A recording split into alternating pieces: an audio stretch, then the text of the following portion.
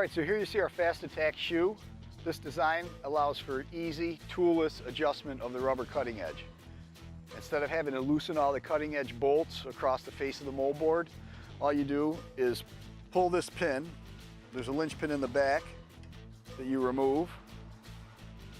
Lift up on the shoe, pull the pin, and you can actually have 8 different positions where this shoe can reside to allow for proper cutting edge height. Reinsert the pin, install the linch pin, and you're back to plowing. It's literally minutes. The Fast Attack shoe allows you to adjust the Fusion cutting edge for multiple surface variations. You can adjust it up if you're plowing gravel surfaces, or you can adjust it down for more aggressive scraping and hard pack conditions. Thank you for watching this video, and check us out at snowpusher.com. Hey, thanks for watching this video.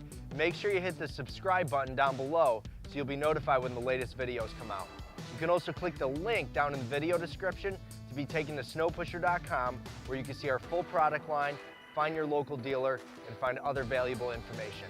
As always, thanks for using ProTech.